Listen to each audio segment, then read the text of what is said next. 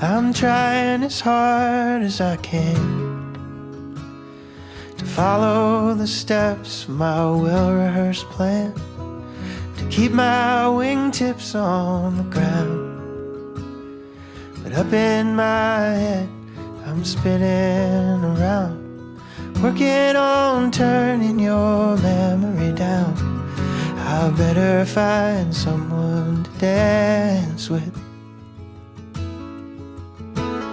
I better find someone to dance with. I've had as much wine as I dare, doing my best to just stay in my chair. But they're playing that song that you like, and somebody's preaching about love on the mic. There's only one way I'll get through the night. I better find someone to dance with. I better find someone to dance with. I better find someone to dance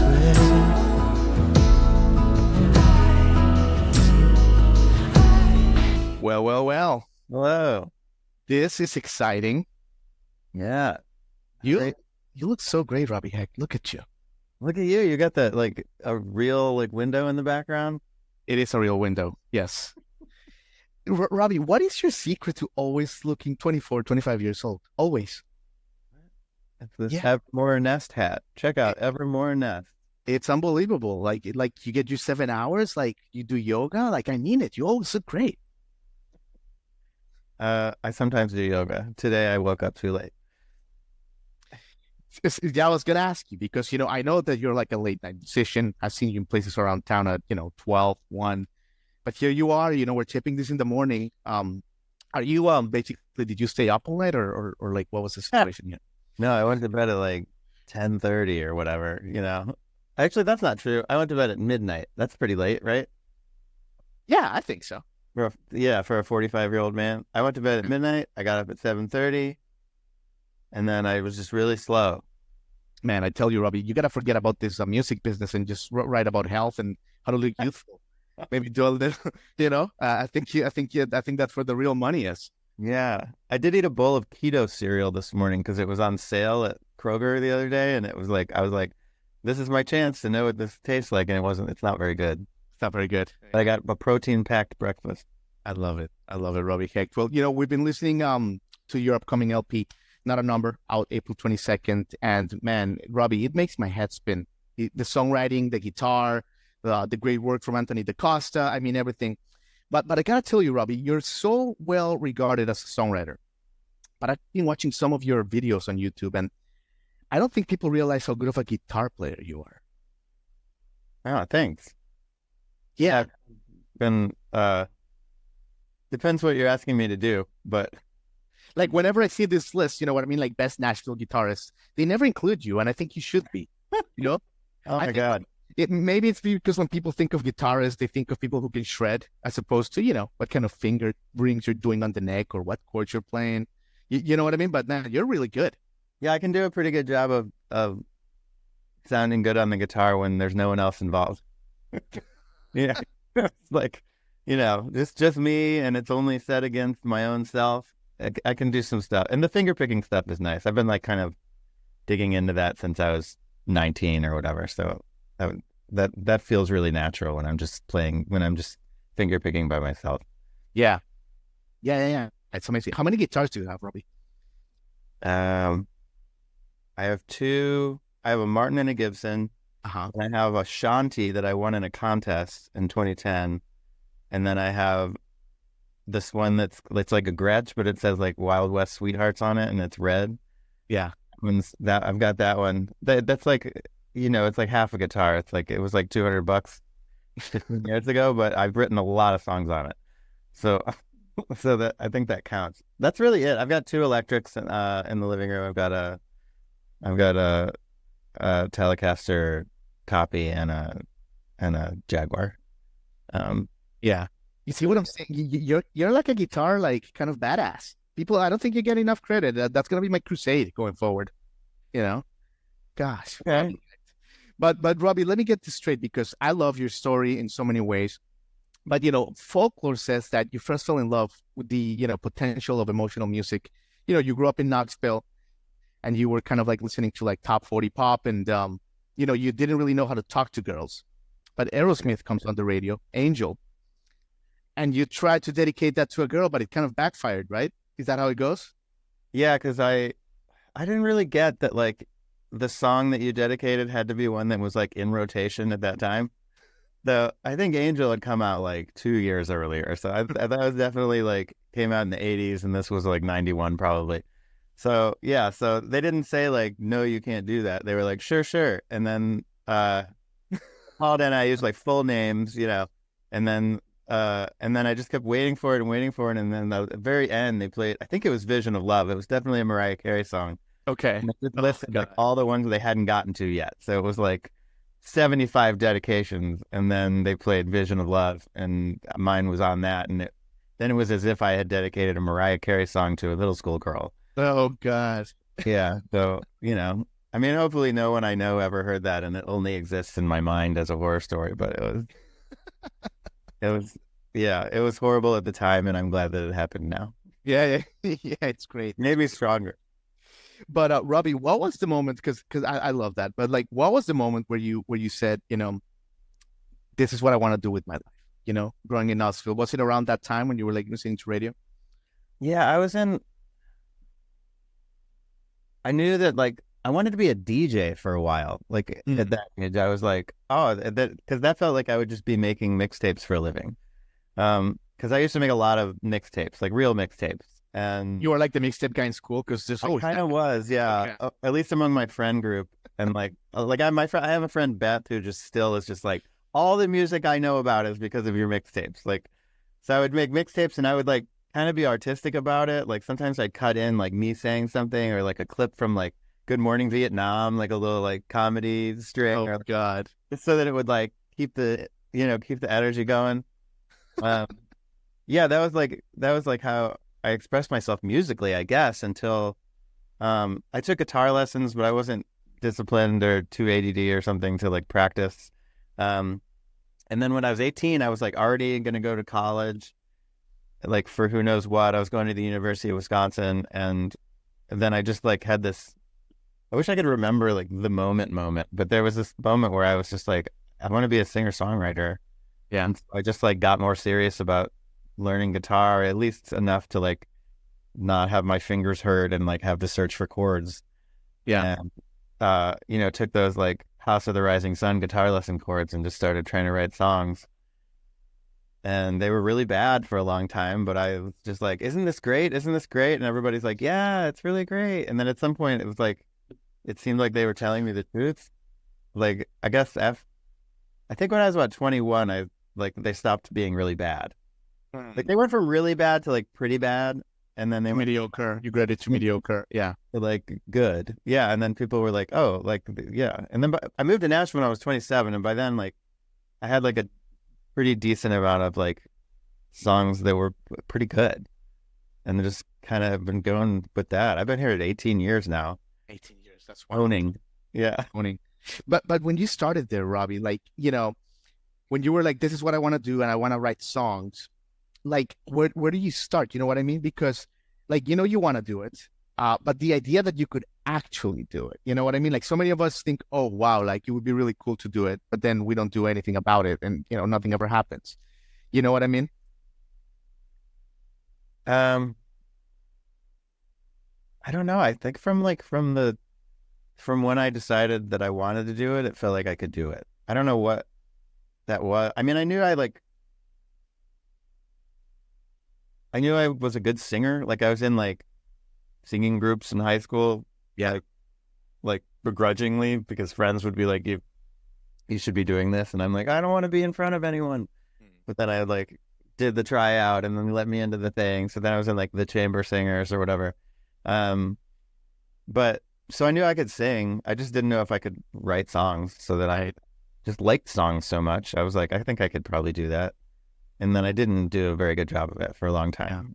and then it started to get You just went on it. better. Threw yourself into the water, basically.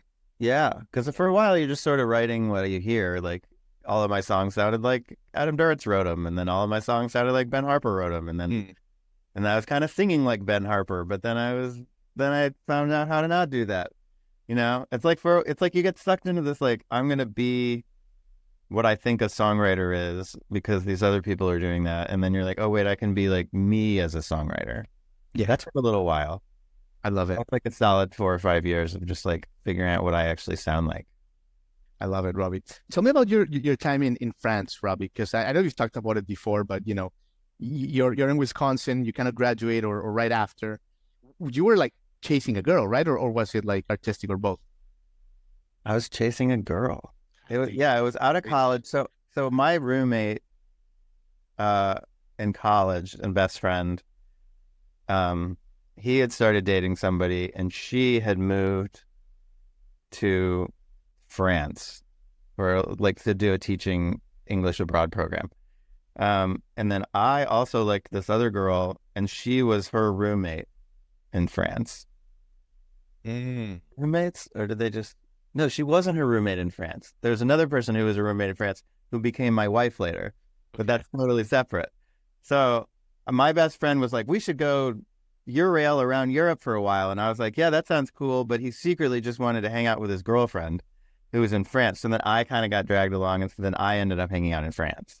With my friend and his girlfriend. So you were like an international third wheel, basically.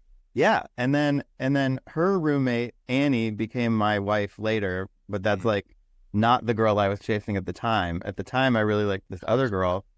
And she was friends with my friends. That doesn't even make sense, but no, I follow you. Also, Wes Anderson. Yeah, and then she came over eventually too, and then we had our French thing. Well, they had their French thing. Yeah, it was real turning point. The old hanging out in France for no reason for a few months. Yeah, no, I love it. I mean, it sounds like like a sad braff early, like mid 2000s. Yeah, totally. I would go into Paris. We were in Fontainebleau, so it was like I think it was like a 40-minute train ride. Yeah. It was like a little town that only existed because Napoleon had a summer chateau there, and they had turned it into like a tourist attraction. And the gardens were the park, and there were peacocks walking around. It's a cool town. But I would take the train into Paris and then go like bring my guitar into some random bridge and sit there and try and get people to give me euros. How did that go? Because I mean, I admire buskers, whether it's in Broadway, Boston, or wherever, but you do it in like Europe, different barrier. You're singing in English about like really intense verses. How was it?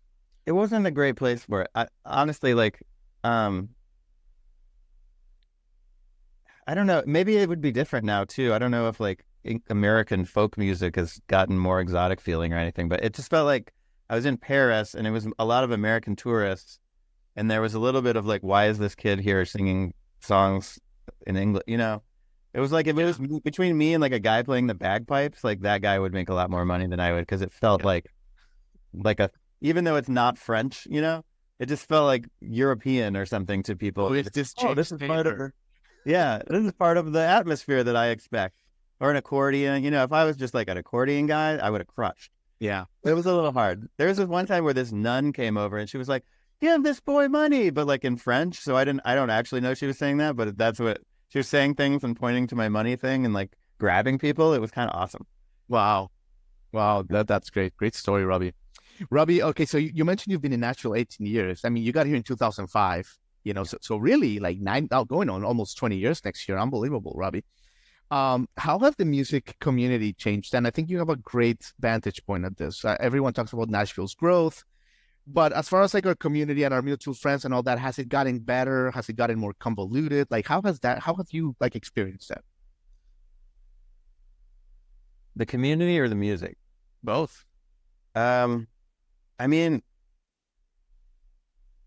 it's hard to know because it's like, I think it's better just as far as like there being more. I mean, it was great. Like when I moved here, there was a really good kind of like indie folk rock scene. Like, cause there was a whole group of people who beat me here. Like like Ruby Monfu and Jeremy Lister and Kate York and Mindy Smith, and there was like there were a bunch of people who were already doing like 8 off 8 at the Mercy Lounge and New Faces and all that. There was like a whole infrastructure for like singer-songwriter music. Sure. It was definitely like second to country music. And then I think the rock scene was like just starting to happen. Because I remember there were like local rock bands that eventually kind of exploded. Yeah. I think Kings of Leon were like pretty dug in here. Sure. Near the beginning of me being here. And then I don't know, I just had more and more friends keep moving here. And a lot of people would leave. Like I think a lot of the like there used to be this whole thing where somebody would move here and they'd be super disillusioned with it and then they'd leave like, within a year or whatever. Like because there's this like Nashville mystique where you were supposed to be able to come here and like be a hit writer or something. Yeah. It just feels more like it's just not a regular place because it's like fancier and more expensive, but it just feels less like it's this like place where you go for better or worse, this place where you go and it's just like you get into the thing and you do the thing and you follow the dream and there's a path and then you come out as a hit songwriter. Right. Like it's much more like musically diverse and there's just like there's a lot more people. There's a lot more like singer-songwriters than there used to be. Like, and there's less money for people who just want to be a songwriter, I think. Yeah. Like country music. The whole infrastructure is different. So I didn't even know how it compares. I mean, when I was first here, we spent the whole first year going to like writers' nights, which is like a whole different thing. And it's funny, like some of the people we would go to the writers' nights with who moved here around when I moved here with my friend Jason because we were like writing a lot together. A lot of those people became like hit songwriters. Like it's crazy. I had an old notebook somewhere we were writing down like we decided we were going to host a night at the Hall of Fame Songwriters Lounge at the Best Western off of Music Row. Yep. Past the Circle. And it was called the Hall of Fame Songwriters Lounge at the time. It's changed names a bunch of times. And like our list of like signups was like Travis Meadows is on there and like this guy, who else was in there? There's this guy Ray Sisk who like is like the most amazing song. I don't know what that guy's doing now. He had like Warren Haynes was doing a song that he'd written for a while at his gigs, and it was like a whole thing. And everyone was old and disgruntled, and like some of them had a hit 20 years before, and some of them were young, and it was like a fun thing. Everybody was like, I feel like that whole sort of maybe that's still here, but it feels like it's not the same way.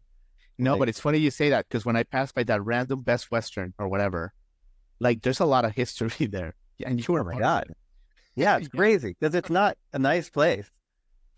right. No, I talked my parents into staying one time when they came into town. I was like, this is where we play all the time. And they were like, it's okay. Like, yeah, free continental breakfast. Thanks, Robbie. Yeah. Amazing, man. Wow. Robbie, well, thank you. I mean, you got a lot going on and I appreciate your time. And I think you're going to play a song for us, but let me ask you about the album, the LP. I mean, the guests that you have there, I mean, Caroline Spence, Jess Nolan, Jill Andrews, Katie Pruitt, Lydia Lewis, gosh, I mean, many of our mutual friends, but it's just like an obscenity. It's like a Caligula of riches, of guest vocalists. Robbie, I would imagine that's gotta be one of the coolest parts of being Robby Hecht, just being able to just call any of these people. Jill Andrews was one of the most underrated gems in music and have her kick ass on your LP. yeah, Jill is the first backing vocalist I ever had. I mean, she sang 2 songs on my first record, then she did all the backing vocals on my second record. And then Anthony, the producer, Anthony DaCosta, was like, we got to bring Jill back because we've been fans of each other since he was 14. Like, I've known Anthony my whole career, even though he's like 12 years younger than I am or something. So he was like, we got to bring Jill back, like from your old records. So Jill came in to do that. And then he's friends with people and I'm friends with people. That was kind of how all that came together. But yeah, it's fun to get all those people in. I had a couple records where I was experimenting with, I'm just going to have one person do all the backing vocals and then kind of came back around to like, it'd be fun to just have a bunch of people involved because then it's like a party. Yeah. That's what it feels like. Well, Robby, congratulations, man. I mean, what an LP.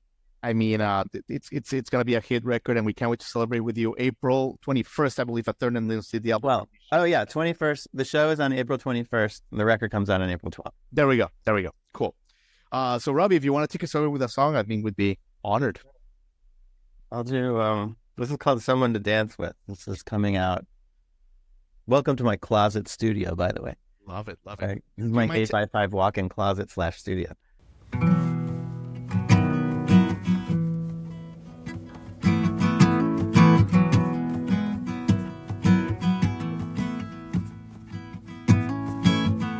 I'm trying as hard as I can to follow the steps of my well-rehearsed plan, to keep my wingtips on the ground. But up in my head, I'm spinning around, working on turning your memory down. I better find someone to dance with. I better find someone to dance with. And I've had as much wine as I dare, doing my best to just stay in my chair. But they're playing that song that you like, and somebody's preaching about love on the mic. Well, there's only one way I'll get through. I better find someone to dance with. I better find someone to dance with. I better find someone to dance with.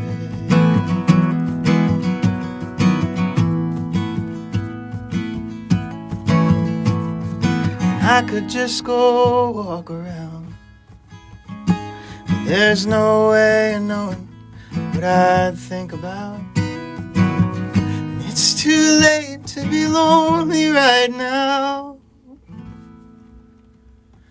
So I better find someone to dance with.